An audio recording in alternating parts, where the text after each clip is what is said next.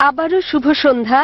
আমি ব্রাহ্মণ্যবাদের একজন অনুসারী, কিন্তু আমি ইসলামের অনেক কিছুই পছন্দ করি। কিন্তু ইসলামের নিয়ম অনুসরণ করতে হলে আমাকে কি ইসলামে ধর্মান্তরিত হতে হবে, নাকি আমার ব্রাহ্মণ্যবাদের ধর্ম পালন করেই আমি ইসলামের বিভিন্ন নিয়ম অনুসরণ করতে পারবো?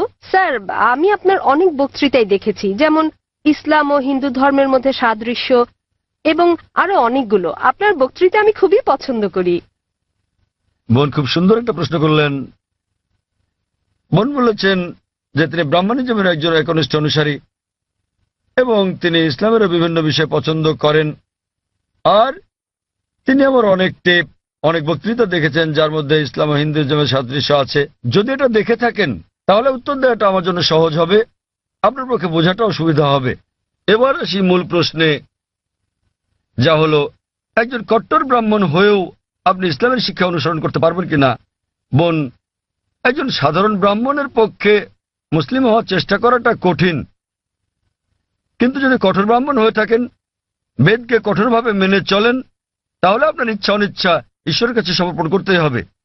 আপনি যদি সাধারণ ব্রাহ্মণ হয়ে থাকেন যে কিছু নিয়ম মানেন আবার কিছু মানেন না, তাহলে আপনার পক্ষে ঈশ্বরের কাছে নিজের ইচ্ছাকে সমর্পণ করা কঠিন হবে। কিন্তু যদি কঠোর ব্রাহ্মণ হয়ে থাকেন, বেদকে কঠোরভাবে মেনে চলেন, তাহলে আগে আমি যা বলেছি আপনাকে মানতেই হবে। 3টি পংক্তি আমি বলেছি যে আপনাকে এক ঈশ্বরে বিশ্বাস করতে হবে। আপনি মূর্তি পূজা করতে পারবেন না।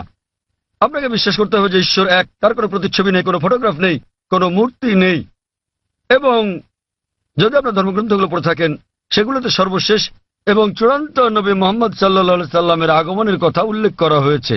আর আপনি যদি আমার বক্তৃতা ইসলাম ও হিন্দু ধর্মের মধ্যে সাদৃশ্য আর হিন্দু ধর্মে মোহাম্মদ সাল্লাল্লাহু সাল্লাম এই দুটো দেখে থাকেন, আমি বিস্তারিত আলোচনা করেছি যে নবী মোহাম্মদ সাল্লাল্লাহু সাল্লামের কথা আপনাদের ধর্মগ্রন্থে আছে। তাই যদি আপনি খারাপ ব্রাহ্মণ হয়ে থাকেন, তাহলে আপনার এটা বিশ্বাস না করার কোনো সুযোগ নেই যে ঈশ্বর এক, তার কোনো চিত্র নেই, কোনো মূর্তি নেই।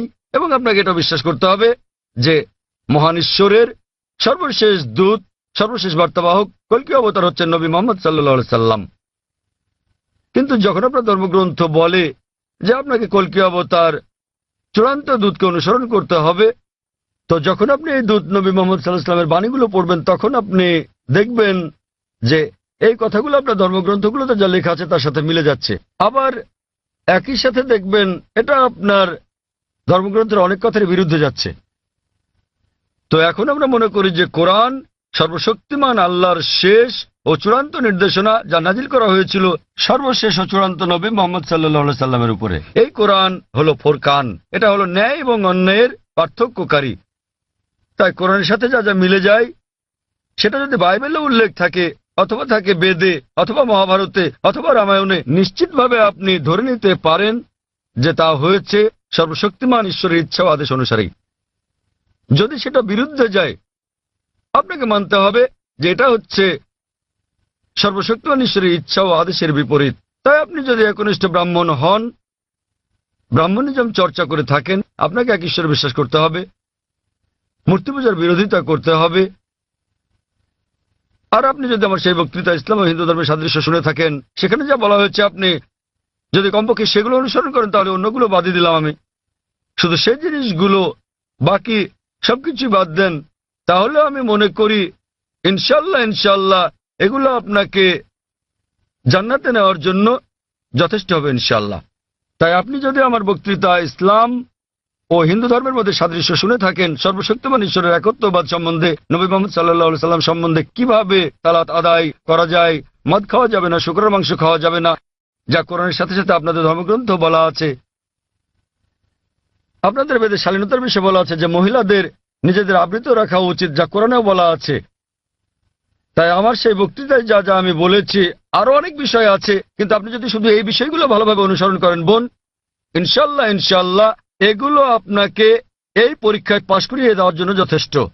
আপনি চাইলে আরো অনেক কিছু অনুসরণ করতে পারেন, কিন্তু কমপক্ষে এই বিষয়গুলো, এই প্রধান বিষয়গুলো যা আমি উল্লেখ করেছি, কিন্তু আপনার ধর্মগ্রন্থে যা বিতর্কিত, আপনার তা অনুসরণ করা উচিত নয়, কারণ আপনাদের পণ্ডিতগণই বলেন যে এটা সময়ের আবর্তনে পরিবর্তিত হয়ে গেছে। আমাদের বুঝতে হবে যে এই বিষয়গুলো হচ্ছে তথ্য বিকৃতি, হস্তক্ষেপিত, সত্যের অতিরঞ্জন। তাই মিলগুলো শুধু অনুসরণ করেন, ইনশাল্লাহ আপনি একজন ভালো ব্রাহ্মণ হতে পারবেন। আপনি নিজ ধর্মগ্রন্থের অনুশাসন মেনে চলেন, জাফর খান এবং কোরআনের সাথে মিলে যায়, এবং ইনশাল্লাহ একজন নিয়মনিষ্ঠ মুসলমানও হতে পারেন। তো আশা করি ইনশাল্লাহ যে সর্বশক্তিমান আল্লাহ আপনাকে হৃদায়ত দান করুন। বোন বোন আপনি কি বিশ্বাস করেন ইসলাম ও হিন্দু ধর্মের সাদৃশ্য নিয়ে আমি আলোচনায় যে কথাগুলো বলেছিলাম? হ্যাঁ স্যার, পুরোপুরি। বোন আমার লেকচারের কথাগুলোর সঙ্গে আপনি একমত? জি স্যার। আপনি কি নিয়মগুলো মানতে রাজি আছেন? হ্যাঁ হ্যাঁ, রাজি আছি। তাহলে আপনি যেহেতু এগুলো মানতে রাজি আছেন, আমি যা বলেছি, সুতরাং আপনি প্রকৃতই নিজের ইচ্ছা অনিচ্ছাকে আল্লাহর কাছে সমর্পণ করলেন। আরবিতে আপনি বলতে পারেন মুসলমান, বাংলায় বলতে পারেন আল্লাহর কাছে নিজের ইচ্ছাকে সমর্পণকারী। তো যদি একমত হন যে ধর্মগ্রন্থগুলোতে বলা আছে এক ঈশ্বরের উপাসনা করতে হবে, তিনি ছাড়া আর উপাস্য নেই, মূর্তি পূজা করা অন্যায়, আপনি যদি সর্বশেষ ও চূড়ান্ত নবী কলকি অবতার মুহাম্মদ সাল্লাল্লাহু আলাইহি সাল্লাম এবং তার শিক্ষার উপর বিশ্বাস রাখেন, তাহলে আমার মতে আমি যদি আরবিতে বলি, আমাকে বলতে হবে যে আপনি ইসলাম ধর্ম পালন করছেন এবং আপনি একজন মুসলিম। বোন আপনি কি একমত আছেন? জি স্যার, একমত। আপনি কি মানেন যে ঈশ্বরের কোনো প্রতিরূপ নেই? হ্যাঁ। আচ্ছা, আপনি মানেন, এর মানে আপনি বলছেন ঈশ্বরের কোনো প্রতিমূর্তি নেই? হ্যাঁ। ঠিক আছে। আপনি কি মানেন যে নবী মুহাম্মদ সাল্লাল্লাহু আলাইহি সাল্লাম সর্বশেষ চূড়ান্ত নবী? আমি আসলে এইটুকু পর্যন্ত ভালো করে জানি না, কিন্তু অন্যগুলো আপনি যা বলেছেন আমি মানছি, কিন্তু আমি আসলেই সর্বশেষ বিষয়গুলো জানি না। আপনি কি মানেন যে তিনি আল্লাহ প্রেরিত দূত?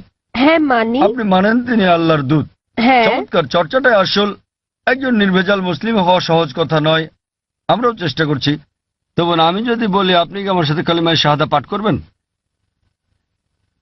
আপনি কি শাহাদাত পাঠ করবেন, যা আসলে আরবিতে একটা ঘোষণা, ওই একই কথা যা আমি বলেছি যে আল্লাহ ছাড়া কোনো প্রভু নেই আর নবী মুহাম্মদ সাল্লাল্লাহু আলাইহি সাল্লাম তার দূত? আরবিতে এটা বলতে চান?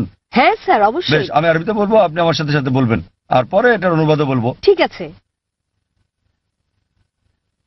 আশহাদু আশহাদু আল্লাহ আল্লাহ ইলাহা ইলাহা ইল্লাল্লাহ ইল্লাল্লাহ ওয়া আশহাদু ওয়া আশহাদু আন্না আন্না মুহাম্মাদান মুহাম্মাদান আবদুহু আবদুহু ওয়া রাসূলুহু। ওয়া রাসূলুহু। আমি সাক্ষ্য দিচ্ছি, আমি সাক্ষ্য দিচ্ছি আমি সাক্ষ্য দিচ্ছি যে যে কোনো উপাস্য নেই কোনো উপাস্য নেই আল্লাহ ছাড়া, আল্লাহ ছাড়া, আর আমি সাক্ষ্য দিচ্ছি আর আমি সাক্ষ্য দিচ্ছি যে নবী মুহাম্মদ সাল্লাল্লাহু আলাইহি যে সাল্লাম নবী মুহাম্মদ সাল্লাল্লাহু আলাইহি হলেন সাল্লাম হলেন আল্লাহর আল্লাহর বান্দা এবং রাসূল। বান্দা এবং রাসূল। মাশাআল্লাহ বোন, ধন্যবাদ। এখন আপনি একজন মুসলিম এবং আমি প্রার্থনা করছি যেন আল্লাহ সুবহানাহু ওয়া তাআলা আপনাকে পথ প্রদর্শন করেন। আর আমি চাই যে ইনশাআল্লাহ সকল ভাই বোনেরা যখনই কেউ ইসলাম গ্রহণ করবেন, আপনারা তাকে জ্ঞানের দিক থেকে সাহায্য করবেন, এভাবেই আপনারা সমাজসেবা করতে পারেন। বোন আপনার কাছে একটা অনুরোধ আমার, যে ইনশাআল্লাহ আপনি কোরআন অনুবাদ সহ পড়বেন, এমনকি যদি আগেও পড়ে থাকেন তবুও, এবং নির্দেশনাগুলো মেনে চলবেন, এবং ইনশাআল্লাহ আপনি তখন আল্লাহর কাছে নিজের ইচ্ছা সমর্পণকারী একজন নিষ্ঠাবান মানুষ হতে পারবেন। আর আমাদের জন্য দোয়া করবেন বোন।